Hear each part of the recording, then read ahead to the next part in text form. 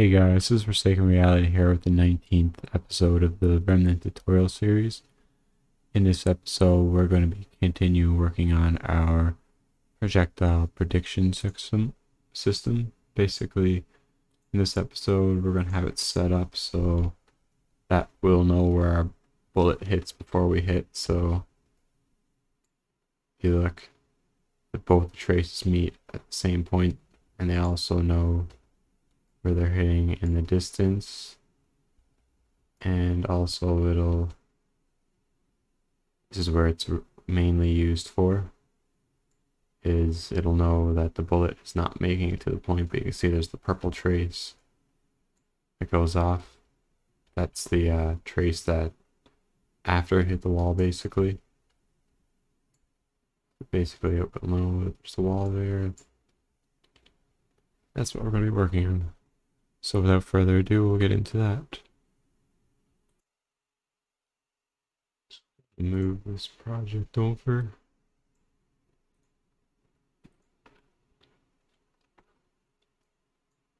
Alright, so now that we're in here, we're going to want to go to our blueprints, items, weapons, open up our master weapon.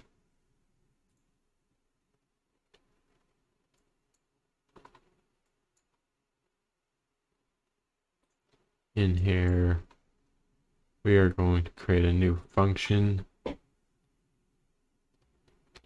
called shot prediction.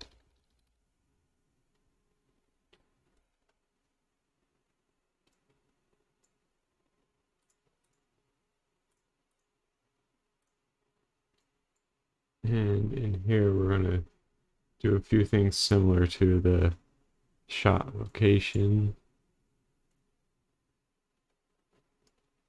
But instead, we're going to be using it to check if both the traces meet together, basically. So the first thing we're going to need to do is get our character reference and get our camera.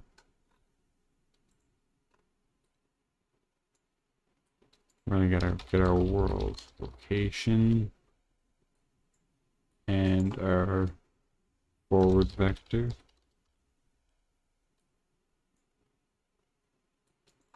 I'm gonna multiply this by a float to get the distance. I'm just gonna set this to 50,000. Just gonna check this one. I want to set this from the 50,000 too, just so they're the same. That's just how long the trace will be, basically. Drag out of the shot prediction.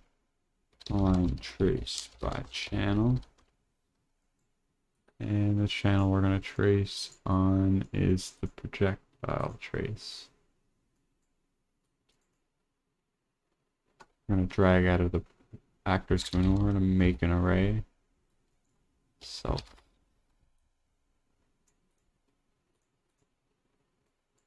And this is going to be our start location.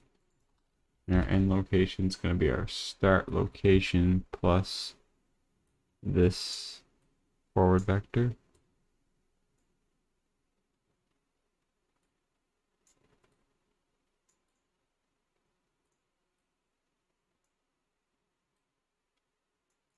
It's good like that.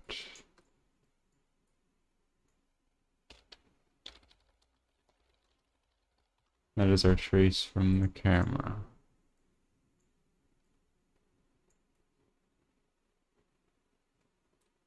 From here, we're going to need to break our hits. We're going to need to get a few things from here.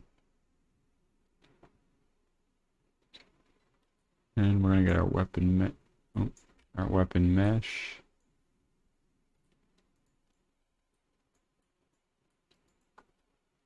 Socket rotation. And we're going to look for our muzzle socket.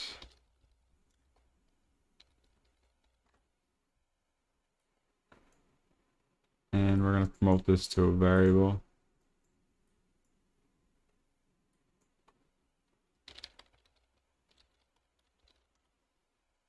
And this event right here is going to be ran on tick, so it's going to be checking it every single frame. So we're going to be consistently checking our muzzle rotation and our muzzle location.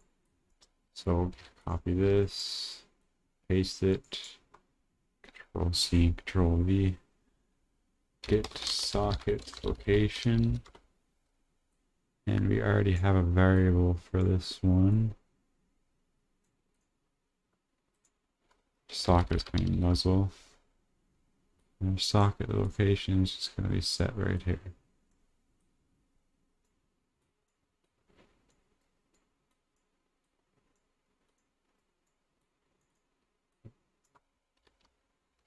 Set the muzzle socket. Rotation and location. Tick. So this is constantly being set. That makes sense there. I'm also going to move this box. After this, we're going to create a branch, a hold B and click. So we're going to want to check this whether we do or don't hit anything.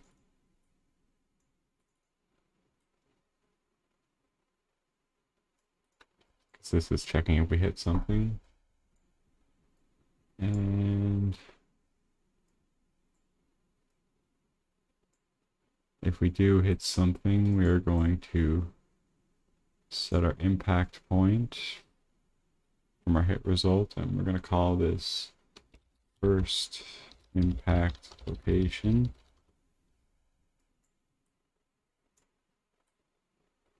So we hit something, we're setting the first impact location from the first line trace.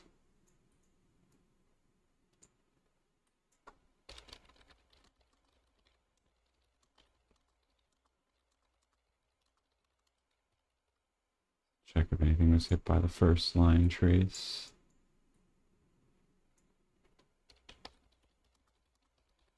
That's the first line trace's impact point. If it hits something that's from the camera,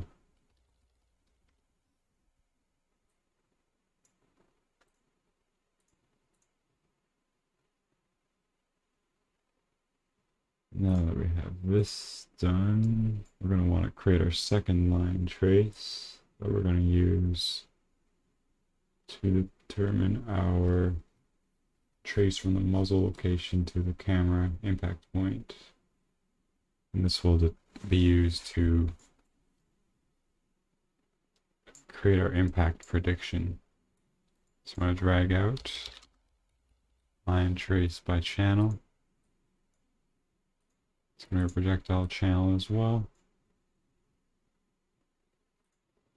It's going to turn on forward duration so it's visible.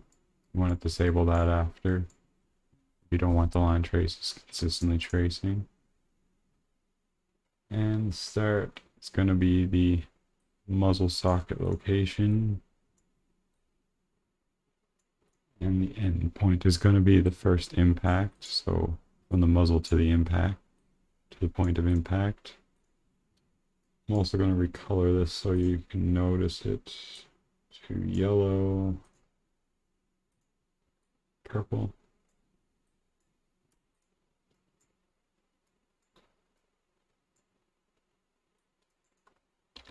Make array self. So now it's ignoring self. Just notice there's actually a boolean there, but that's fine. Yeah, that's actually ignoring self, but it's fine.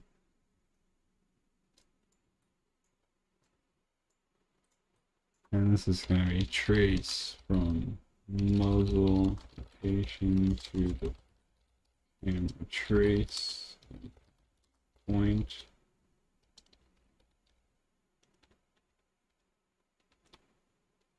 The camera trace impact point was set by the previous trace.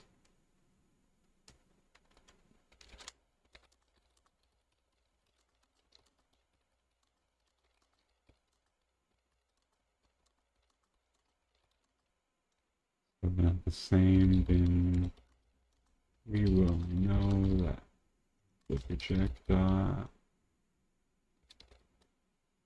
is not going to make it to center screen.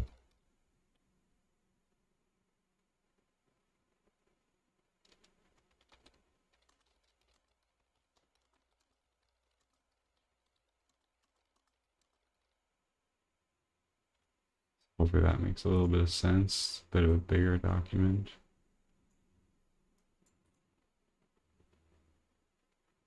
From here we want to break our hit result because we're going to need that here as well.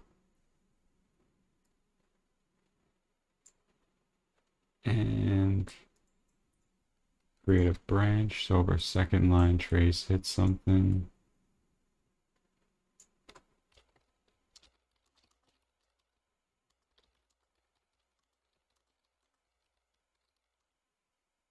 second line traces hit something.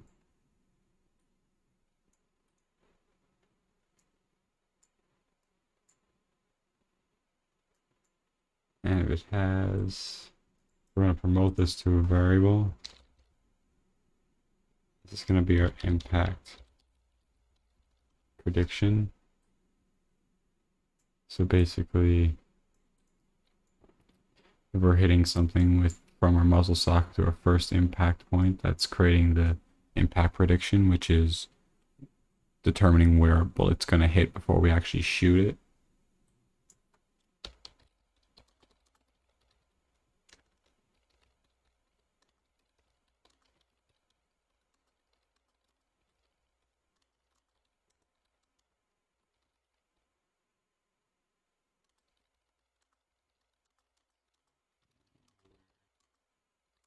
Bullets will hit before shooting it. So it sets the predicted location.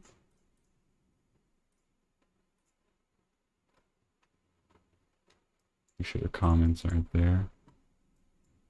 So now that we have that set,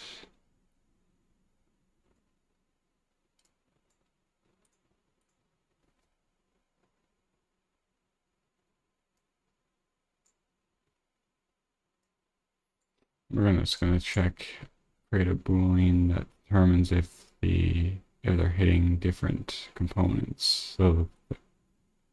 So basically they're hitting different things. So if this hit component for our second line trace is the same as our first one,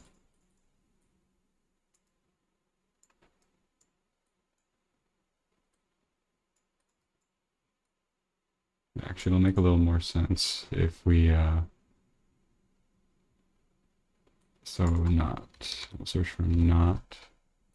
Basically what this is doing is if our hit components are not equal,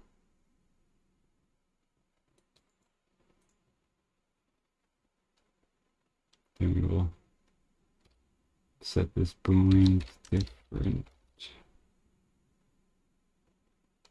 hit target.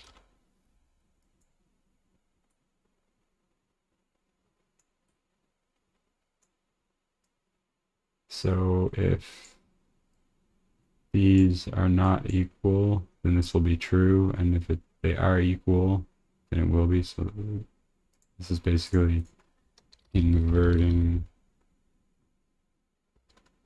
bool.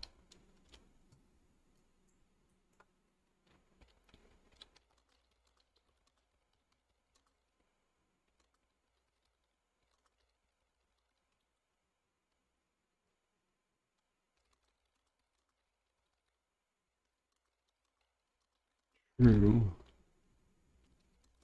are the same as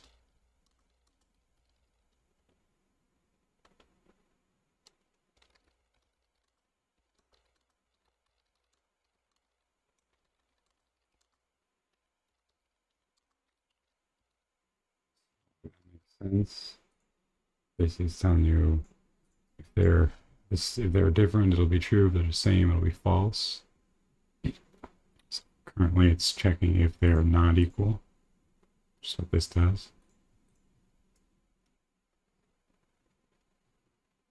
We're setting that pool so we can use it.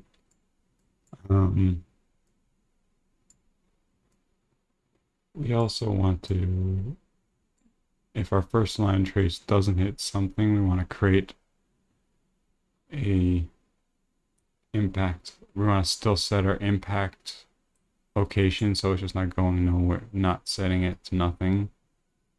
So we'll set it, and what we're going to set this to is our final point here. So this will be the final point of our camera trace. Just drag that over like so.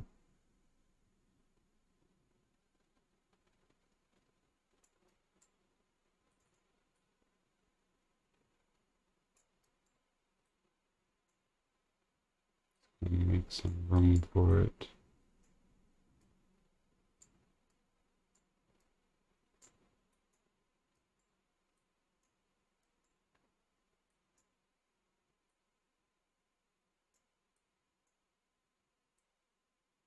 Sometimes it gets a little hard to organize these pins. So first trace, it's nothing. Create a hit point at the max. Distance trace draws to.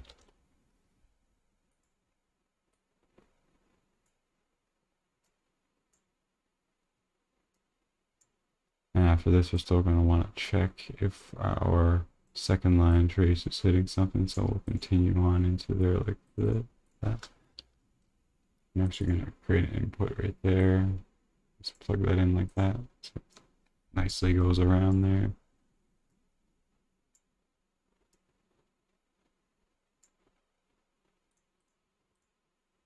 Now we want to open up our character.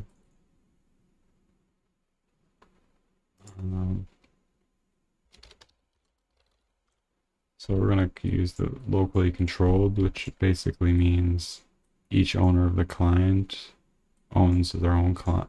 Each client is their own locally controlled pawn. So if it's locally controlled is true, we'll determine all this is because we're pretty sure that works a lot better when it's locally controlled, because now it's not setting it across everybody, but still works for each individual.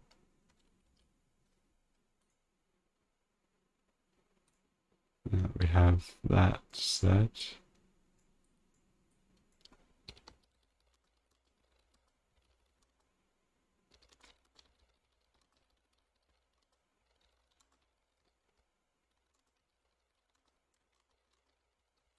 Hopefully that makes a bit of sense there.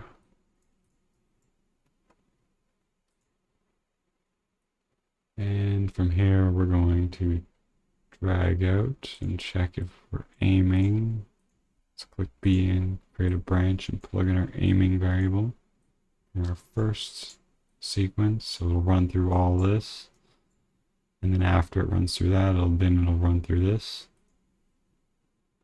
And if true, our weapons, equipped weapon, and shot prediction, and we'll run this on every tick. So it'll update where our bullet's predicted location is going to be every tick.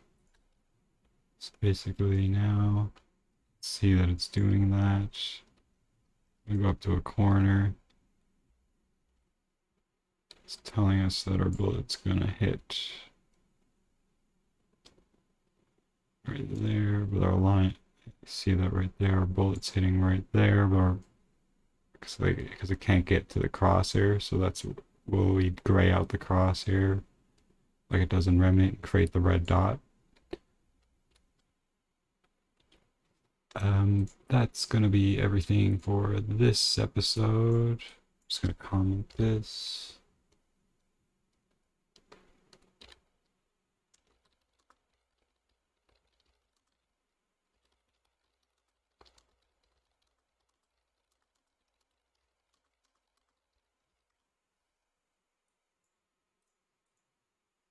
Okay, so that's going to be everything for this episode.